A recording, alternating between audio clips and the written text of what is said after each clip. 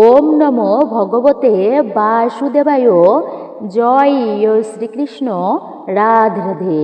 নমস্কার, আমি দীপা। সবাইকে স্বাগত জানাই।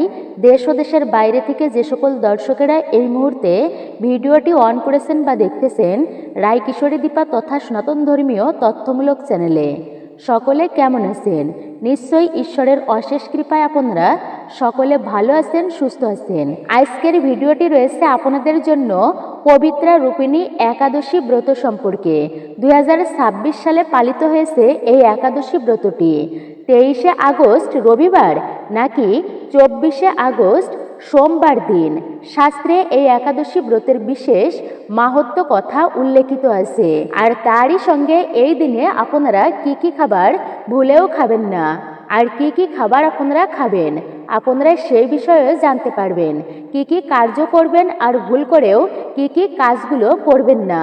স্বয়ং শ্রী বিষ্ণু তিনি কিন্তু যোগনিদ্রায় আছেন এই পবিত্র চতুর্মাস জুড়ে। আর এই চতুর্মাসের ব্রতের দ্বিতীয় মাস হচ্ছে পবিত্র ভাদ্র মাস। বিশেষ করে এই একাদশী ব্রতের পারণের যে সময়, পারণ মন্ত্র, সেই বিষয়েও আপনারা জানতে পারবেন। তবে ভুল করেও যদি আপনারা এই খাবারগুলি খান তাহলে জীবনে নেমে আসবে চরম দারিদ্রতা, আর্থিক সংকট এবং দুর্ভাগ্য, অমঙ্গল, স্বামী সন্তানের পর্যন্ত অমঙ্গল হতে পারে। পরিবারে বিভিন্ন সমস্যা দেখা দেবে, রোগ ব্যাধি চারিদিক থেকে ঘিরে ধরবে, মানে বিভিন্ন ধরনের সমস্যায় আপনাদেরকে ভুগতে হবে। তাই আসুন কিছুক্ষণ সময় ধৈর্য ধরে আজকের এই বিষয় প্রসঙ্গে আমরা বিস্তারিতভাবেই জেনে নিই। যদি আজকের এই বিষয়গুলি আপনাদের ভালো লেগে থাকে তাহলে অবশ্যই ভিডিওতে একটি লাইক করবেন এবং কমেন্টে ভক্তি, ভালোবাসা আর শ্রদ্ধার সহিত একটি বারের জন্য হলেও লিখে জানাবেন জয় শ্রীকৃষ্ণের জয়, জয় শ্রী বিষ্ণুর জয়, অথবা আপনার গুরুদেবের নামটি। ভিডিও থেকে আপনারা নিশ্চয়ই উপকৃত ও সমৃদ্ধ হবেন। তাই আসুন সকলে একসঙ্গে আমরা শ্রবণ করি ভক্তি আর মনোযোগের সহিত আজকের ভিডিওর প্রসঙ্গে বিস্তারিত আলোচনা। আপনি যদি আমাদের চ্যানেল তথা রায় কিশোরী দীপা এই চ্যানেলের নতুন দর্শক হয়ে থাকেন, বিনীত অনুরোধ করছি চ্যানেলটি সাবস্ক্রাইব করুন, পাশে থাকার নোটিফিকেশন বেল আইকনটি অল করে দিন। একজন সনাতনী বোনকে সাপোর্ট করবেন ধর্মীয় যাত্রায়, আমি আশা রাখছি। তাহলে চলুন প্রবেশ করি আজকের মূল ভিডিওতে। পবিত্রা রূপিণী একাদশী ব্রত পালিত হচ্ছে ভাদ্র মাসে। একাদশী ব্রত ভগবান শ্রীহরি বিষ্ণুর অত্যন্তই কিন্তু একটি প্রিয় দিন ও বিশেষ দিন বলা হয় একাদশী ব্রতের। যেমন বছরে চারটা মাসকে শ্রেষ্ঠ বলা হয়েছে। আর এই 4টা মাসের বিশেষ করে বলা হয়েছে বিজয়া দশমী, বৈশাখ মাসের প্রথম দিন, কার্তিক মাসের প্রথম দিন এবং ভগবান শ্রীকৃষ্ণের জন্মাষ্টমী। তো এইরকম করে যত শুভ শুভ দিন রয়েছে সনাতন ধর্মে বা বিশেষ বিশেষ তিথি রয়েছে, সব থেকে শ্রেষ্ঠ আর বিশেষ দিন হচ্ছে ভগবানের প্রিয় দিন সেটি হচ্ছে একাদশী ব্রতের দিনটি। এর মতো শুভ দিন এবং বিশেষ দিন আর নেই। অনেক অনেক ব্রতের কথা বিভিন্ন শাস্ত্রে উল্লেখিত আছে। যেমন কার্তিক মাসে দামোদর ব্রত, আবার হচ্ছে কার্তায়নী ব্রত পালন করা হয়, বিশ্বপঞ্চক ব্রত রয়েছে, শিব চতুর্দশী ব্রত রয়েছে এবং এইভাবে করে যে বৃহস্পতিবারে মা লক্ষ্মীর ব্রত অনেকেই পালন করে, আবার সোমবারে শিবের ব্রত পালন করে। এই রকম করে যত প্রকার ব্রত রয়েছে তার মধ্যে সব থেকে শ্রেষ্ঠ ও পবিত্র হচ্ছে বিশেষ করে একাদশী ব্রত। আর তার থেকেও শ্রেষ্ঠ ও পবিত্র এবং মাহাত্ম্যপূর্ণ ব্রত হচ্ছে এই পবিত্রা রূপিণী একাদশী ব্রত। এই জন্য একাদশীর দিনে জীবনে যদি কারোর জীবনে দুর্ভাগ্য বেশি বেশি হয়ে থাকে, বিপদ আপদ এসে থাকে, সেই ক্ষেত্রে একাদশীতে ব্রত করে যদি কেউ শ্রীহরি বিষ্ণুর পূজা অর্চনা করতে পারে তাহলে তার সেই দুঃখ, দারিদ্রতা, দুর্ভাগ্য এবং অশুভ পর্যন্ত কেটে যায়। ভগবান বিষ্ণু এবং মা লক্ষ্মীর বিশেষ কৃপা সেই ব্যক্তিরা লাভ করতে পারে। এই জন্য যেমন বৃহস্পতিবার মা লক্ষ্মী দেবীর দিন, শনিবার হচ্ছে শনি দেবতার দিন, সোমবার হচ্ছে শিবের দিন, তেমনি ঠিক একাদশী ব্রতের দিনটি হচ্ছে ভগবান শ্রীহরি বিষ্ণুর অত্যন্তই প্রিয় এবং বিশেষ দিন। একাদশীকে আবার বলা হয় হরিবাসর। আর এই সনাতন ধর্মে বছরে 24টি একাদশী ব্রতের মধ্যে বলা হয়েছে শ্রেষ্ঠ এবং পবিত্র একাদশী ব্রত, বিশেষ করে এই যে অন্যতম ব্রতটি সেটি হচ্ছে পবিত্রা রূপিণী একাদশী ব্রত। কিন্তু যারা এই ব্রতটি পালন করবে, আচ্ছা তারা কি ফল লাভ করতে পারবে? আর যে সকল ব্যক্তিরা এই ব্রতটি পালন করতে পারবে না, তারাই বা কোনো ফল লাভ করতে পারবে কিনা, এই বিষয়ে কি কোনো কিছু বলা আছে? বলা হয়েছে এই ব্রত পালন করলে পুত্র সন্তান লাভ হয়ে থাকে। শাস্ত্রে বলা হয়েছে পুত্রহীনম গৃহশূন্যম, যে গৃহে কোনো পুত্র সন্তান থাকে না সেই গৃহটাই শূন্য। এই জন্য এই যে বিবাহ বন্ধনে আবদ্ধ হয়, মূল উদ্দেশ্য হচ্ছে সন্তান উৎপাদন করা, বিশেষ করে পুত্র সন্তান। ধার্মিক হয় যথাযথভাবে, তাহলে সেই পিতামাতার নরকে গমন করলেও সেই পুত্র তার পিতামাতাকে যদি পিতামাতার উদ্দেশ্যে কোনো সৎকার্য করে পিণ্ডদান করে, তাহলে সেই পিতৃপুরুষ বর্গ পর্যন্ত নরক থেকে তারা উদ্ধার লাভ করতে পারে। একমাত্র পুত্র সম্পদ বা পুত্রধন এমন এক ধন, যার মানে সেই ধন যদি কোনো কারণে পিতামাতা লাভ করতে পারে এবং সঠিকভাবে যদি লালন পালন করতে পারে, ইহজগতে সমৃদ্ধির সহিত বসবাস করতে পারে, তাহলে বলা হয়েছে যে সেই পিতামাতা নিজেও শান্তি পাবে এবং পরজগতে সে স্বর্গে গমন করতে পারে, নরক থেকে পর্যন্ত উদ্ধার হয়ে, এই পুত্রধনের কারণেই। এই জন্য সব থেকে শ্রেষ্ঠ ধন হচ্ছে পুত্রধন। শাস্ত্রে এমনটাই বলা হয়েছে।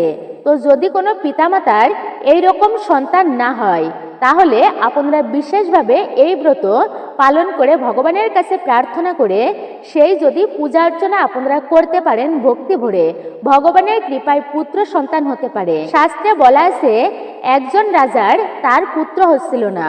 আমরা জানবো সেই প্রসঙ্গে ব্রত মাহাত্ম্যে উল্লেখিত। তারপরে সেই রাজা তিনি ব্রাহ্মণদের ডেকে তার কথা জানালেন যে আমার কেন সন্তান হচ্ছে না, একটা পুত্র সন্তান আমার কেন নেই। ব্রাহ্মণেরা পুলস্ত্য মুনির কাছে গেল।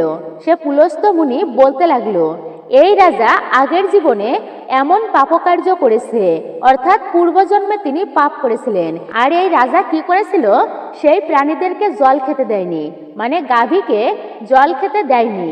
সেই রাজা ছিল বিশেষ করে আগের জন্মে বৈশ্য, মানে এই রাজার কথাই বলছি। তো ব্যবসা করার জন্য সেই রাজা এই গ্রাম থেকে অন্য গ্রামে যেতেন।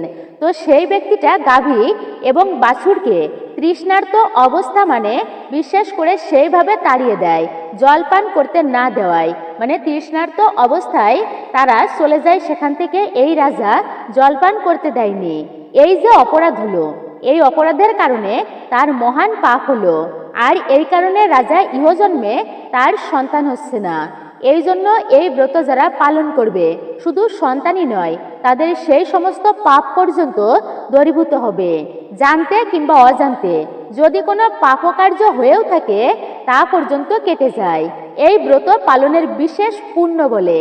এবং শুধু তাই নয়, এই ব্রত পালনের ফলে মোক্ষ পর্যন্ত লাভ হয়ে থাকে। এই ব্রত পালন করলে আরো বলা হয়েছে সমস্ত অভীষ্ট পূর্ণ হবে।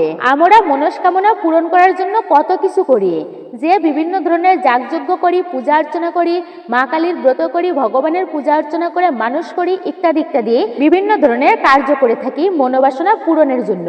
কিন্তু তারপরেও মনস্কামনা পূর্ণ হয় না অনেকের। কিন্তু ভগবানের যদি কৃপা হয়, তবে মনস্কামনা অবশ্যই পূর্ণ হবেই।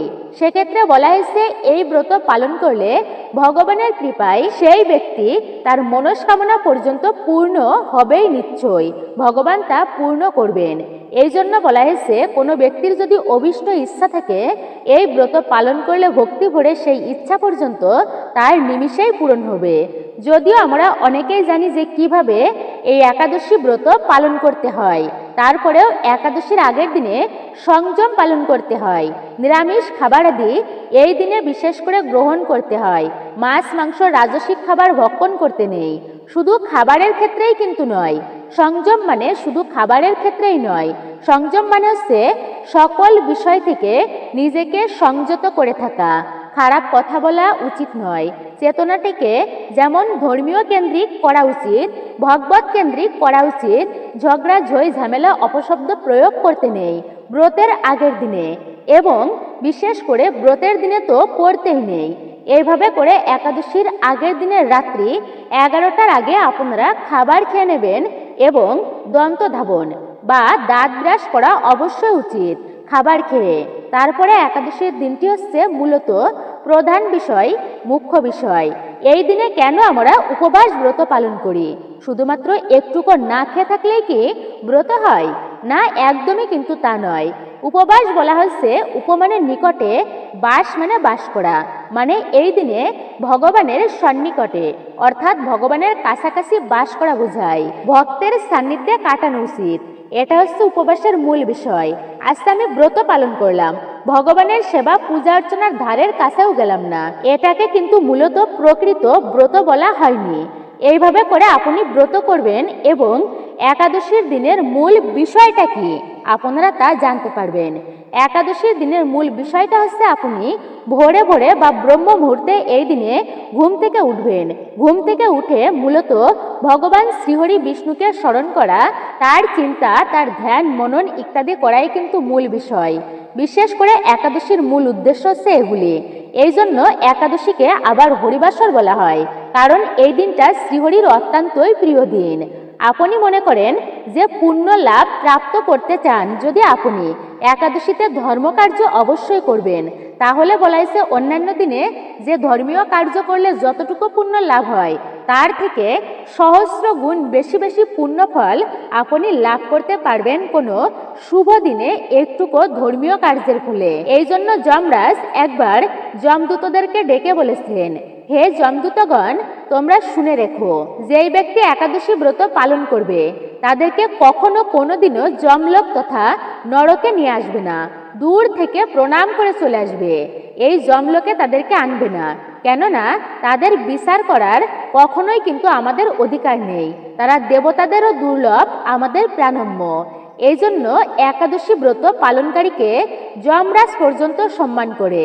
তবে এই একাদশীর দিনে বিশেষ করে অনেকেই কিন্তু এমন প্রশ্ন করে থাকে, কি কি খাবার খাওয়া যাবে? আপনি সর্বোত্তম ব্রত হচ্ছে জেনে রাখবেন নির্জলা একাদশী ব্রত। যদি প্রতিটা একাদশী ব্রত নির্জলা করতে পারেন তাহলে বলা হয়েছে সেটি সর্বোত্তম। যদি পারেন তাহলে অবশ্যই নির্জলা ব্রত পালন করবেন। কিন্তু যারা অসমর্থ তারা ফল, জল, ঔষধ, ব্রাহ্মণ বাক্য, গুরু বাক্য এগুলো গ্রহণ করতে পারবেন। পাশাপাশি দুগ্ধ, দুধের তৈরি পিওর ছানা অর্থাৎ খাঁটি ছানা খেতে পারেন ভগবানকে ভোগ নিবেদন করে। তাতেও যদি না হয় সেক্ষেত্রে আপনি অবশ্যই সবজি রান্না করে খেতে পারেন। মিষ্টি কুমড়া, মিষ্টি আলু, পেঁপে, কাঁচা কলা, ফুলকপি এগুলি আপনারা বা সাবুদানা এগুলি কিন্তু সূর্যমুখীর তেল বা ঘি দিয়ে রান্না করে সেগুলি ভগবানকে ভোগ নিবেদন করে তারপরে খেতে পারেন। আলুর চিপস, আলুর পায়েস, আলুর দম কত রকম করে খাবার তৈরি করে আপনারা ভগবানকে দিয়ে সেগুলি আপনারা প্রসাদ হিসাবে একাদশী ব্রতের দিনে খেতে পারবেন। এভাবে করে আপনারা খেতে পারেন এবং ব্রতটি পালন করতে পারেন অসমর্থ হলে। কিন্তু একাদশীর দিনে আপনি ব্রত পালন করেন কিংবা না করেন, ভুলেও কিন্তু খাবেন না পঞ্চ রবিশস্য। পঞ্চ রবিশস্য কিন্তু ভুলেও খেতে নেই। ধান জাতীয় সকল প্রকার খাবার বর্জনীয়। বিস্কিট, কেক, পাউরুটি, আটা রুটি, যে কোনো প্রকার ডাল, গম, সরিষার তেল, কাউন, ওটস, সেমা চাউল, সেমাদানা এগুলি ভুলেও কিন্তু খেতে নেই। আবার যে সবজি রান্না করতে যাবেন আপনারা, বিশেষ করে পুঁই শাক, ঢেঁড়স, বরবটি, সিম, বাঁধাকপি, ওল এই সমস্ত খাবার কিন্তু তার মধ্যে আপনারা ভুল করেও মিশ্রিত করবেন না, এগুলি কিন্তু বর্জনীয়। কিন্তু এরই পাশাপাশি একাদশীর দিনে আপনারা বিশেষ করে এই যে বলা হয়েছে আপনারা ভুলেও কিন্তু খাবেন না আরও বিশেষ কয়েকটি সবজি, তা ভিডিওটি সম্পূর্ণ আপনারা শ্রবণ করুন, জানতে পারবেন মূলত। তো একবার মহাদেব মা পার্বতীকে বলতেছিল, দেবী একাদশী ব্রতের দিনে যারা একাদশী ব্রত বিশেষ করে পালন করবে না, অবহেলা করবে, ব্রত পালন না করে, তাদের এত পাপ হয় মৃত্যুর পরে যে যমদূতেরা বিশেষ করে তাদেরকে তার মুখের মধ্যে লোহাকে তাপিত করে গলিয়ে ঢেলে দেয়। এই জন্য একাদশী ব্রত যারা আপনারা পালন করবেন এর থেকে রেহাই পাবেন, আর যারা পালন করবেন না তারা যমরাজ তাদেরকে কি করবে এমন ভয়ানক শাস্তি দিয়ে থাকে। তাই একাদশী ব্রত প্রত্যেকের পালন করা অবশ্যই উচিত। এই প্রসঙ্গে জৈমিনী ঋষি তার গুরুদেব ব্যাসদেবকে প্রশ্ন করেছিল যে গুরুদেব, একাদশী ব্রত কি, কেন এই ব্রত পালন করতে হয়? এই ব্রত পালন করলে কি ফল লাভ করা যায়? এই ব্রত কি সকলকে পালন করতে হবে? তখন ব্যাসদেব বলেছিল, শোনো তবে একাদশী ব্রতের কাহিনী। সৃষ্টির প্রারম্ভে ভগবান এক ভয়ানক দেখতে পাপ পুরুষ সৃষ্টি করলেন। বিভৎস চেহারা তার ভয়ানক পাপ পুরুষ তিনি নির্মাণ করলেন এবং সেই ভগবান পাপীদেরকে শাস্তি দেওয়ার জন্য এমনটাই তিনি তৈরি করলেন। সেই পাপ পুরুষ তৈরি করলেন, জগৎ সৃষ্টি করলেন, মানবও সৃষ্টি করলেন। কিন্তু এই পৃথিবীর মানুষেরা বেশি বেশি একসময় উচ্ছৃঙ্খল হয়ে পড়ছিল, পাপকর্ম করতেছিল, আর সেই পাপের ফলে তারা নরকে শাস্তি পাচ্ছিল। একদিন ভগবান বিষ্ণু একবার পৃথিবী প্রদক্ষিণ করতে করতে ভ্রমণ করতে করতে যমলোকে উপস্থিত হলো। যমরাজের সাথে কথা বলতে লাগলো। হঠাৎ লক্ষ্য করলো দক্ষিণ দিকের নরক থেকে ভয়ানক আওয়াজ আসছে। এত চিৎকার আর্তনাদ ভগবানের কানে ভেসে আসছে। তখন ভগবান যমরাজকে জিজ্ঞাসা করলো, এমন ভয়ানক চিৎকার আর্তনাদ কোথা থেকে আসছে? যমরাজ বলল, প্রভু, এটা হচ্ছে নরক থেকে আসছে। পৃথিবীবাসীরা তারা বেশি বেশি পাপ কর্ম করে, আর সেই পাপের ফলস্বরূপ আজকে তারা এই দুঃখ কষ্ট ক্লেশ ভোগ করছে। ভগবান বলে, তো চলো একটু আমি দেখে আসি। ভগবান সেই পাপীদেরকে দর্শন করে তার হৃদয় কেঁদে উঠল। আমি এই মানব সৃষ্টি করলাম তাদের উদ্ধারের জন্য, এমন কোনো উপায় নিশ্চয় আমাকে করতে হবে যেন তারা অতি সহজেই উদ্ধার লাভ করতে পারে। ভগবান এই যে তার হৃদয় কেঁদে উঠেছে, তার হৃদয় থেকে এক নারী মূর্তির প্রকাশ ঘটালো। পরম সুন্দরী চতুর্ভুজা সেই নারী, তার পুণ্যের তেজে সেখানে পাপীদের পাপ পর্যন্ত ভস্মীভূত হয়ে গেল। তার দিব্য তেজে তার দিব্য শরীর লাভ হলো। ভগবান তখন ঘোষণা করলো, এই হচ্ছে একাদশী দেবী। যে দিনে এই একাদশী ব্রত পালিত হবে, মানে যেই দিনে একাদশী দেবী আবির্ভূত হবে, সেই দিনে সেই ভক্ত ব্রত করবে। যদি সমস্ত পাপ থেকে মুক্ত লাভ যদি সেই ব্যক্তি করতে চায়, তাহলে সেই ব্যক্তি ব্রত পালন করলে নিশ্চয়ই স্বর্গে গমন করবে, এমনকি বৈকুণ্ঠ ধাম মোক্ষ পর্যন্ত প্রাপ্ত করবে। এরপর থেকে মহাপাপিষ্ট হলেও তিনি একাদশী ব্রত পালন করে, আর তিনিও স্বর্গে গমন করে। আর কোথাও পাপ পুরুষ স্থান পাচ্ছে না, সবাই একাদশী ব্রতের পুণ্য প্রভাবে উদ্ধার হয়ে যাচ্ছে।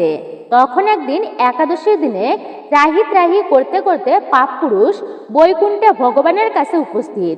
প্রভু গো, আমাকে রক্ষা করো। কেন, তোমার কি হয়েছে? আপনি যে একাদশী দেবীর সৃষ্টি করেছেন, তার জন্য আমি কোথাও স্থান পাচ্ছি না। কেননা যেখানে আলো রয়েছে সেখানে অন্ধকার থাকতে পারে না। তবে সৃষ্টিকে রক্ষা করতে হলে আলোর যেমন দরকার, তেমনি কিন্তু অন্ধকারেরও প্রয়োজন। নারী থাকলে পুরুষের দরকার। যদি সৃষ্টিকে রক্ষা করতে চান, তাহলে আমাকেও দরকার, আমাকে বাঁচিয়ে রাখুন। ভগবান বলল, আচ্ছা এই ব্যাপার, তাহলে আজ থেকে একটা কাজ করবে তুমি। তাহলে আজ থেকে তুমি পঞ্চ রবিশস্যের মধ্যে আশ্রয় গ্রহণ করবে। যেই ব্যক্তি একাদশীতে পঞ্চ রবিশস্য ভক্ষণ করবে, তিনি পাপ না করেও মহা পাপের ভাগী হবে। এই জন্য একাদশীর দিনে ব্রত না করলেও পঞ্চ রবিশস্য হলেও কিন্তু খেতে নেই। তো এইভাবে করে আপনারা ভক্তিপূর্ণভাবে দিনটি অতিবাহিত করবেন। পাশাপাশি একাদশীর দিনে কোনো ক্ষৌরকর্ম করা যাবে না। এর ফলে গ্রহ দোষ লাগবে, বাস্তু দোষ পর্যন্ত হতে পারে। গালিগালা সেগুলো করা একদমই উচিত নয়। সেই সঙ্গে চুলে সাবান শ্যাম্পু দেওয়া উচিত নয়, এতে কিন্তু ব্রতের ফল ক্ষীণ হয়ে থাকে। খেয়াল রাখবেন, সবজি আদি কাটতে গিয়ে একাদশী ব্রতের দিনে যেন হাত পা কেটে না যায়, রক্তক্ষরণ না হয়। বিশেষ করে এই বছর পবিত্রা রোপিণী একাদশী ব্রতের দিনে আপনারা সবজি রন্ধন করতে গিয়ে ভুলেও কিন্তু কোনো শাকের ব্যবহার করবেন না। সম্পূর্ণভাবে শাক বর্জনীয়। 2026 সালে এই পবিত্রা রোপিণী একাদশী ব্যঞ্জনী মহাদ্বাদশী পড়েছে। বছরে 8টা মহাদ্বাদশী হয়, আমরা অনেকেই জানি। তো তার মধ্যে বলা হয়েছে একটি বিশেষ মহাদ্বাদশী হচ্ছে ব্যঞ্জনী মহাদ্বাদশী। এই দ্বাদশীতে ব্রত পালন করলে তার ফলও বিশেষ বলা হয়েছে। তা আসুন আমরা এখন কিছুক্ষণ সময় ধৈর্য ধরে এই একাদশী ব্রতের বিষয় প্রসঙ্গে অর্থাৎ মাহাত্ম্য কথা জেনে নিই এবং সেই সঙ্গে ব্যঞ্জনী মহা দ্বাদশী ব্রত পালন করলে তারই বা কী ফল প্রাপ্ত করা যায় আমরা সেটা আগে জেনে নেব। এরপরে একাদশী ব্রত মাহাত্ম্যে তারপরে আমরা জানব যে এই একাদশী ব্রত মূলত আপনি কোন দিন পালন করবেন এবং এই একাদশী ব্রত পালন করে ভুল করেও খাবেন না বিশেষ কোন সবজিগুলি আপনারা সেটিও জানতে পারবেন। তারপরেই জানতে পারবেন কখন পারণের সময় রয়েছে, পারণ মন্ত্র কি রয়েছে সেই বিষয়েও আপনারা জেনে নিন। তাহলে মনোযোগ সহকারে শ্রবণ করুন। ব্যঞ্জনী মহা দ্বাদশী সূর্যোদয় থেকে আরম্ভ করে একাদশী পূর্ণ হলে এবং দ্বাদশী পূর্ণ হয়ে তার পরের দিন ত্রয়োদশীতে কিছু অংশ থাকলে ওই দ্বাদশীকে ব্যঞ্জনী মহা দ্বাদশী বলা হয়। এক্ষেত্রে একাদশী পালন না করে ওই দ্বাদশীতেই উপবাস করতে হবে। পরের দিন একাদশীর মধ্যেই পালন করতে হবে। ত্রয়োদশীতে পালন নিষিদ্ধ। পদ্মপুরাণে বলা হয়েছে এই একাদশী ব্রত শ্রীহরির অত্যন্তই প্রিয়। একটি অশ্বমেধ যজ্ঞ 1000 অগ্নিষ্টম যজ্ঞ থেকে শ্রেষ্ঠ, আবার একটি বাজপেয় যজ্ঞ 1000 অশ্বমেধ যজ্ঞ থেকে আরও বেশি শ্রেষ্ঠ। একটি পুণ্ডরিক 1000 বাজপেয় যজ্ঞ থেকে অধিক ফলবিশিষ্ট। একটি শত্রুমণি সহস্র পুণ্ডরিক থেকে শ্রেষ্ঠ। একটি রাস্য যজ্ঞ 1000 শত্রুমণির চেয়েও শ্রেষ্ঠ। একটি ব্যঞ্জনী একাদশী সহস্র রাজসহ যজ্ঞ অপেক্ষা অধিকতর শ্রেষ্ঠ। কলিকালে ব্যঞ্জনী এই শব্দ উচ্চারণ মাত্রই শত সহস্র জন্মের পাপ ক্ষয় হয়ে যায়। শ্রী গুরুদেব খুশি হলে মানে খুশি বা প্রসন্ন হলে শ্রীহরি প্রীত হন যদি গুরুদেব প্রসন্ন হয়। অতএব এই তিথিতে শ্রীহরির প্রীতির জন্য শ্রদ্ধা সহকারে গুরুদেবের পূজা অর্চনা করতে হবে। রাত্রি জাগরণ করে কৃষ্ণ কথা শ্রবণ করতে হবে। এই ব্রত অনুষ্ঠানের সর্বতীর্থে স্নান এবং সমস্ত প্রকার দানের ফল লাভ হয়। পূর্ব জন্মার্জিত পর্বত পরিমাণ পাপরাশি এই ব্রত পালনে অচিরেই বিনষ্ট হয়। পবিত্রা রপণী একাদশী ব্রতের মাহাত্ম্য। একদিন মহারাজ যুধিষ্ঠির ভগবান শ্রীকৃষ্ণকে জিজ্ঞাসা করলেন, হে প্রভু, শ্রাবণ মাসের শুক্লপক্ষের একাদশীর কি নাম, তা কৃপা করে আমাকে বলুন। শ্রীকৃষ্ণ বললেন, হে মহারাজ, এখন আমি সেই ব্রত অর্থাৎ সেই পবিত্রা রপণী একাদশীর ব্রত মাহাত্ম্য সম্পর্কেই বলছি। মনোযোগ দিয়ে তা শ্রবণ করুন। যা শোনা মাত্রই বাজপেয় যজ্ঞের ফল লাভ হয়। প্রাচীনকালে দাপর যুগের শুরুতে মহিজিৎ নামে এক বিখ্যাত রাজা ছিলেন। তিনি মাহিষ্মতি নগরে রাজত্ব করতেন। কিন্তু দুঃখের বিষয় এই যে তার মনে বিন্দু মাত্র শান্তি ছিল না, কেননা তিনি ছিলেন অপুত্রক। পুত্রহীনের ইহলোক পরলোক কোথাও সুখ হয় না। এইরূপ চিন্তা করতে করতে বহুদিন কেটে গেল, কিন্তু তবুও পুত্রসুখ দর্শনে রাজা বঞ্চিতই রহিলেন। নিজেকে অত্যন্তই দুর্ভাগা মনে করে রাজা চিন্তাগ্রস্ত হলেন। প্রজাদের সামনে গিয়ে বলতে লাগলেন, হে প্রজাবৃন্দ, তোমরা শোনো, আমি এই জন্মে কোনো পাপ কার্য করিনি, অন্যায়ভাবে আমার রাজকোষ বৃদ্ধি করিনি, ব্রাহ্মণ বা দেবতাদের সম্পদ কখনোই হরণ করিনি। উপরন্তু প্রজাদেরকে পুত্রের মতোই পালন করেছি। ধর্ম অনুযায়ী পৃথিবী শাসন করেছি। দুষ্টদের যথা অনুরূপ দণ্ড দিয়েছি। স্বজন ব্যক্তিদের যথাযোগ্য সম্মান করতেও কখনো অবহেলা করিনি। তাই হে ব্রাহ্মণগণ, এই প্রকার ধর্মপথ অবলম্বন করা সত্ত্বেও কেন আমার পুত্র লাভ হলো না, তা আপনারা কৃপা করে অনুসন্ধান করুন। রাজার এই প্রকার কাতরোক্তি শ্রবণে ব্যথিত রাজভক্ত পুরোহিত ব্রাহ্মণগণ রাজার মঙ্গলের জন্য গভীর বনে ত্রিকালজ্ঞ মুনি ঋষির কাছে যেতে মনস্থ করলেন। বনের মধ্যে ঋষিদের আশ্রম সকল দেখতে দেখতে তারা এক মুনির সন্ধান পেলেন। তিনি দীর্ঘায়ু, নীরোগ এবং নিরাহারে ঘোর তপস্যায় মগ্ন ছিলেন। সর্বশাস্ত্র বিশারদ, ধর্মতত্ত্বজ্ঞ এবং ত্রিকালজ্ঞ সেই মহামুনি লোমশ নামেই বিখ্যাত। তারা পরস্পর বলতে লাগলেন যে আমাদের বহু জন্মের সৌভাগ্যের ফলে আজ আমরা এই মণিবরের সাক্ষাৎ লাভ করলাম। তারপর ঋষিবর তাদের সম্বোধন করে বললেন, কি কারণে আপনারা এখানে এসেছেন এবং কেনই বা আমার এত প্রশংসা করছেন, তাই স্পষ্ট করে বলুন। আপনাদের যাতে মঙ্গল হয় আমি নিশ্চয় তারই চেষ্টা করব। ব্রাহ্মণেরা বললেন, হে ঋষিবর, আমরা যে উদ্দেশ্যে এখানে এসেছি আপনি তা কৃপা করে শুনুন। এই পৃথিবীতে আপনার মতো শ্রেষ্ঠ ব্যক্তি আর কোথাও নেই। মহিজিৎ নামে এক রাজা নিঃসন্তান হয় অতি দুঃখে দিন যাপন করছে। আমরা তার প্রজা। তিনি আমাদেরকে পুত্রের মতো পালন করেন, কিন্তু তিনি পুত্রহীন বলে আমরাও সবাই মর্মাহত। তার দুঃখ দূর করতে আমরা এই বনে প্রবেশ করেছি।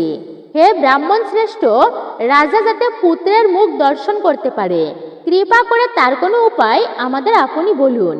তাদের কথা শুনে মণিবর ধ্যানমগ্ন হলেন। কিছু সময় পরে রাজার পূর্ব জন্ম বৃত্তান্ত বলতে লাগলেন। এই রাজা পূর্বজন্মে এক দরিদ্র বৈশ্য ছিলেন। কোথাও যাবার পথে তিনি অত্যন্তই তৃষ্ণায় কাতর হয়ে পড়েন। গ্রাম প্রান্তে একটি জলাশয় তিনি দেখতে পান। সেখানে জলপানের জন্য যান। একটি গাভী ও তার বাছুর সেখানে জলপান করছিল।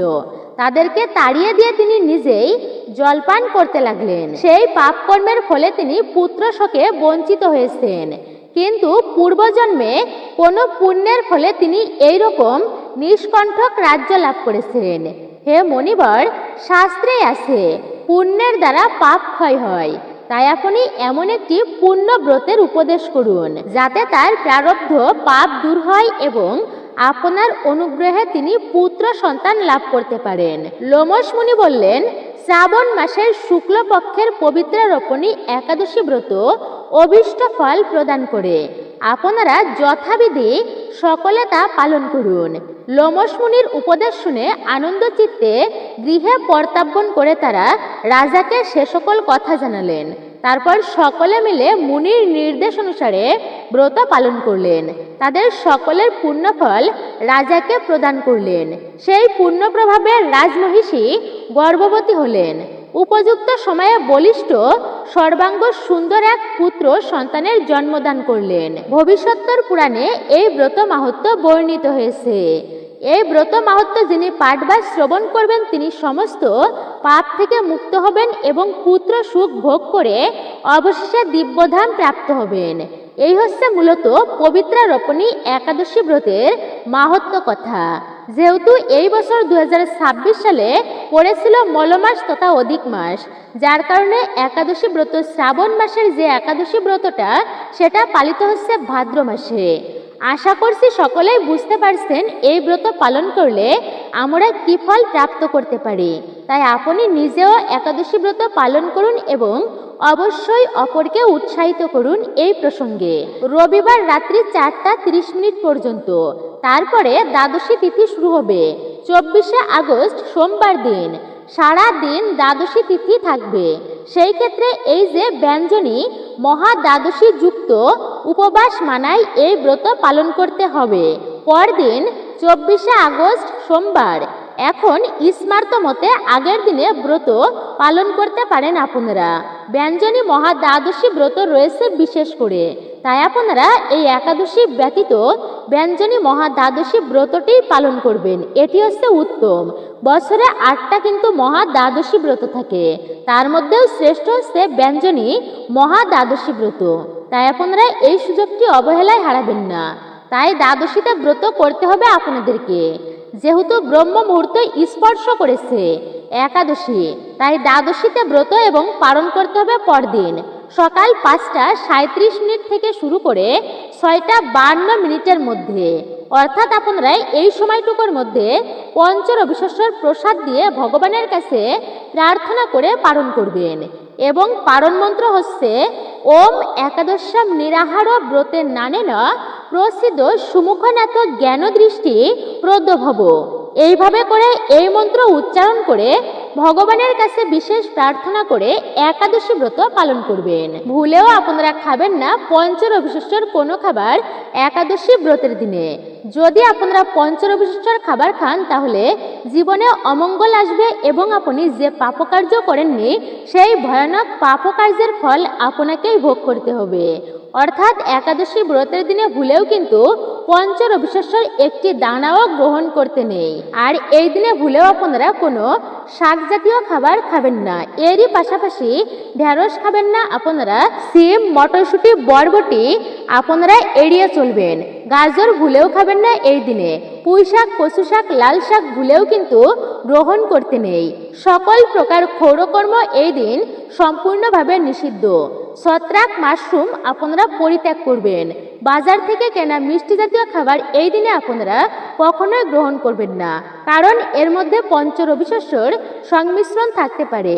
যে সমস্ত ব্যক্তিরা আপনারা এই একাদশী ব্রতের দিনে সবজি রন্ধন করবেন তাদেরকে অবশ্যই বলছি আপনারা বিশেষ করে পাঁচফোড়ন থেকে সতর্ক থাকবেন। সরিষার তেল ভুলেও কিন্তু এই দিনে ব্যবহার করবেন না। সয়াবিনের তেল ভুলেও ব্যবহার করতে নেই। আপনারা সূর্যমুখীর তেল বা বাদাম তেল অথবা ঘি ব্যবহার করতে পারেন এই বিশেষ দিনে। ফল কিন্তু সর্বদাই পবিত্র, তাই আপনারা অবশ্যই যে কোনো ব্রত উপবাসে ফল খেতে পারবেন। যদি আপনারা সঠিকভাবে ব্রত পালন করতে চান তাহলে নির্জলা ব্রতটাই পালন করুন। আচ্ছা, নির্জলা ব্রত কি? নির্জলা ব্রত হচ্ছে সম্পূর্ণ জল ব্যতীত, অর্থাৎ এক ফোঁটা পর্যন্ত জল গ্রহণ করা যাবে না, সেটাই হচ্ছে নির্জলা ব্রত। কিন্তু বলা হয়েছে অসমর্থ ব্যক্তিরা আপনারা বিশেষ করে সজলা ব্রত পালন করতে পারেন। ব্রত হচ্ছে মূলত 3 ধরনের, তাই আপনারা যে কোনোভাবেই হোক ব্রতটা পালন করতে পারেন। সবজি রন্ধন করেও খেতে পারেন, ফল আহার করে, দুগ্ধ পান করেও আপনারা এই ব্রতটি সুসম্পূর্ণ করতে পারেন। একাদশী ব্রত পালন করে ভুলেও খাবেন না বেগুনের তৈরি কোনো খাবার। আর আপনারা বিশেষ করে এই ভাদ্র মাসে লাউ খাবেন না, অবশ্যই মনে রাখবেন। এবং আপনারা উচ্ছে জাতীয় কোনো খাবার এই বিশেষ দিনে ভুল করেও মুখে তুলবেন না। বাঁধাকপি খেতে নেই একাদশী ব্রত পালন করে।